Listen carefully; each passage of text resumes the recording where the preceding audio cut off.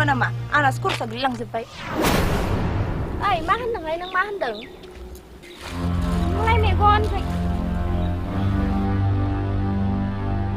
आयु माथो फाग्लिया नोंसोरलाय आंहा बेखौनो सोरबासो नंदों आंहाबो हाखु दाखुथार नायस'लाय लाङासै आंहा माथो बिबुंथिसोलाय जेबो नङा दे आहाबो दासो बाजारनिफ्राय खरसा एसे लानानै फैदों सानजुरि लांबायसो फाग्लि नोंहालाय मानोथो बे ओंखाम ओंख्रिनि खरसाखौ लांफैलाबायनांगौ जाखो मावग्राफोरखौ थिनहरबानो जायोना जों बादियालाय बहा बाल बिबुंथि आंना खाफाला नोंनि बायदि नङा जोंनि बे थोब्ले माब्ले सेलारिजोंलाय बहा मावग्रा दांग्रा लानो हानो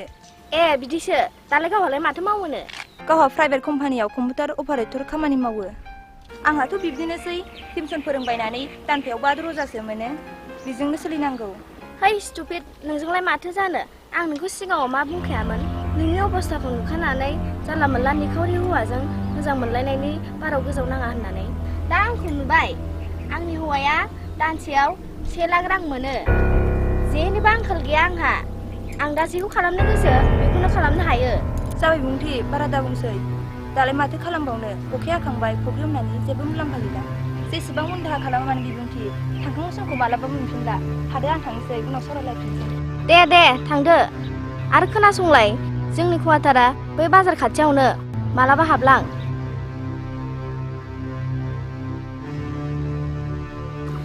गोरिब मानसिनि साननायफ्राबाथाय बिदिनोसै थले मेजेमजों साननोसै उनफ्रावसो उन दाहा खालामलाबायनोसै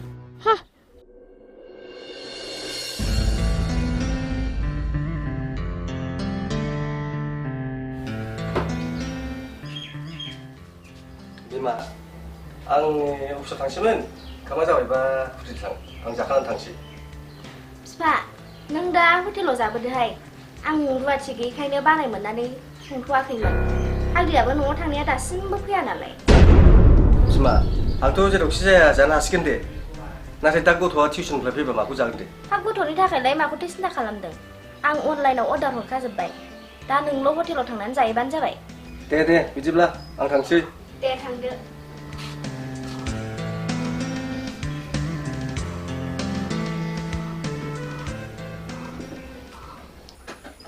दा ओंखामा जाफैद' जाबायमोन दा हाखु दाखु जास्लाबै जागोनलाय नोंहा नंगौ बिमा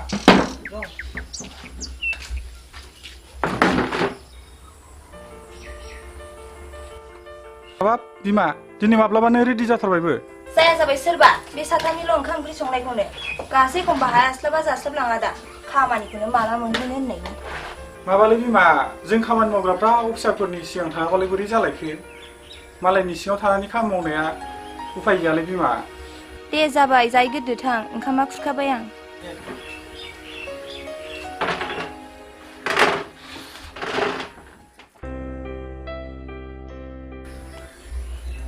जाखांबायबो औ जाखांबाय आं हाबाबालाय बहा थांदों ओंखाम जायामोन बियो दहायनो जाखांनानै लोगोफोरजों गेलेनो थांबाय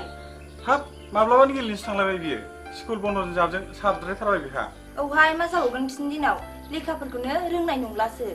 गावबागाव खाफालसोलै बिमा बिसोरनि दिनाव माबा मोनसे जालायगोन जों दिनै दासिमबो रसा जानानै फैयाखै थादो आं थांसै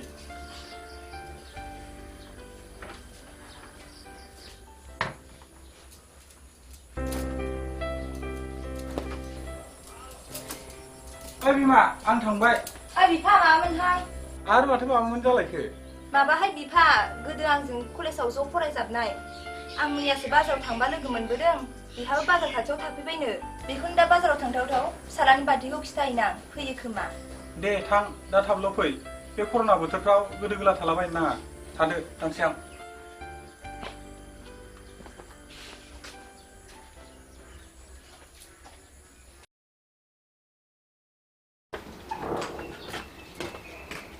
बिबुंथि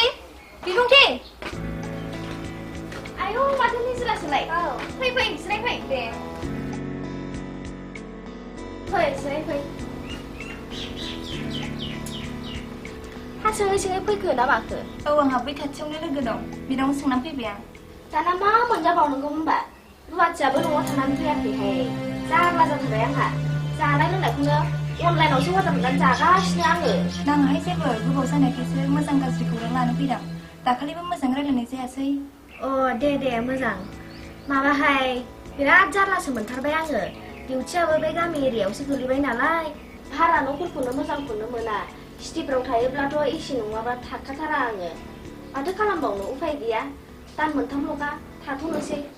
ए जायोहाय जेबो नङा थाथ'नायालाय नालाय न' आंना ओरैनोबा बिराद गिदिर गोलावफोर फैयो आंना बावलायलांबायसो बेनिफ्राय माथो खौरांमोन खौराङाथ' जेबो गैयामोन फैगौ शुक्रबाराव आंनि फिसालानि बार्थडे दंमोन बेखौनो खिन्थाथावथाव फैदों आं जेबो खामानि गैयाबा थांलायबानो जाबाय ओंखाम बोथिसे ज' जालायनो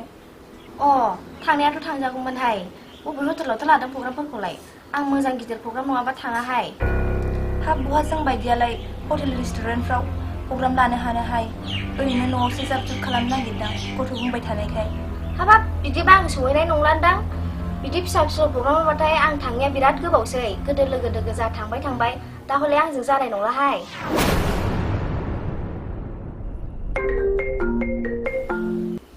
हेल' औ दे थांगोन दे दे ओंखारबाय दे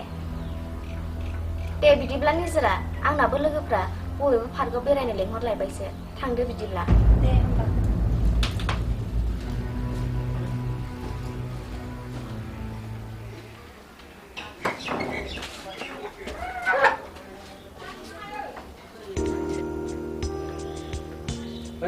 बिमा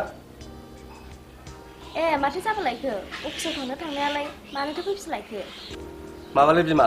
हनै आइ आफा फैनो नागिरदों बेखायनो दिनै अफिसनिफ्राय थाब फैबाय अफिसाबो हाबखासो कर'नानि थाखायनो मानसिफ्रा खामानि मावनो गिजोब्बाय माथो नै बिमा आं बेदराव लाबोखादों थां ओंखाम ओंख्रि संदो थां आइ आफामोनहा सौबो बे दा आरो आइ आफाया बिहामजोनि ओंखाम ओंख्रि संनाय जानो लुबैदों होननानै बुंलायथारदों संनाहां कर'ना बोथोरफ्राव मा आलासि दुमसिबिलाय ओरैनोबा रुवाथि गैबावासो अनलाइनफ्राव अर्डार हरबानो जायोना दानो सफैगोन बियो नायदो बेनिफ्राय खालि बे अनलाइनल'सै मा जाबावगोन बेजों नोंना एसे बांद्रायबाय बिमा गियानखौ एसे सोलायनो नाजादो माथो दाखालिबो नोङो आंनि लोगोनि बिसिखौ माथो लाजिबोना हरदोंमोन सोर लोगोनि हिनजावसि नों अफिसाव थांनाया मालाय हिनजावनि खोथा लानानै आंजों नांलायनो फैदों नों र' बे सालिखौ थिग खालामहैनां रोखाबो मिथि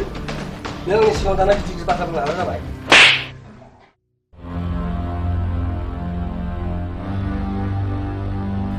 हां ओंखारलां नों आंनि न'आव 1 मिनिट जायगा गैया हां ओंखारलां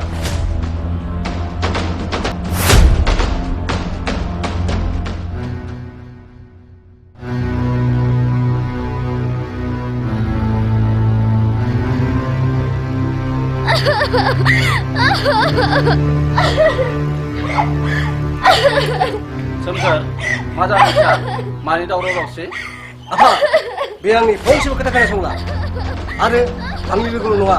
बे धोनि गोरोबनि खोथा लानानै गावनि असे लोगोखौबो लाजिनांगौ हाबाब फिसाफोर मानो बिदि जानांगौ नोंसोरलाय मालाय जायगायाव हाथा हामा थाफैनानै अनलायनासो जानांगौ नोंसोरो मानो नांलाय खमलाय जानांगौ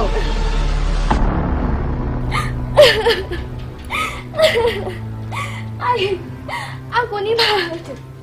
बेफोर दाया गासिबो आंनिजों आं दिनैनिफ्राय बेबायदि खालामथारला सानदोंमोन आङो धोन सम्पतिखौ लानानै बयनिफ्रायबो गिदिर गोलावसिन जागोन आंखौ निमाहा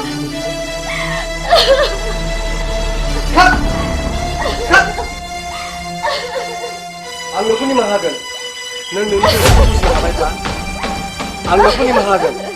जेब्ला नों बै मानसिनिफ्राय निमाहा मोनगोन जायखौ नों सानसे निन्दा खालामहरदोंमोन लाजि फोनांहरदोंमोन नों बै मानसिनाव थांनानै निमाहाखौ बिहै जागोन बिफा आं निमाहा बिहैगोन दिनैनिफ्राय आङो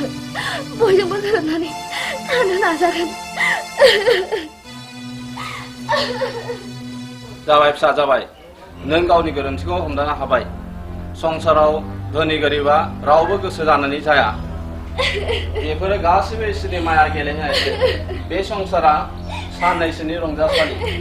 बेयाव रावबो रावहाबो आंनि होनो हानाय मोन्थाय गैया मानोना जों दिनै दं गाबोन गैया बेनिखायनो बे संसाराव धोनि गोरिब रावखौबो दुसिनो नाङा बे बुहुमाव अनलायनाय आरो खौसेथियासो संसाराव गोजोन सोरां लाबोयो नोंखौ फिसाफोर नोंफाया थिगखौनो बुंदों लोगोखौ लोगो बायदि साननो रोंनांगौ उन्दैखौ उन्दै गिदिरखौ गिदिर बेनो जादों सुबुंनि संसार दे बिदिबा फिसाफोर जों खौसेयै मिलायनानै थादिनि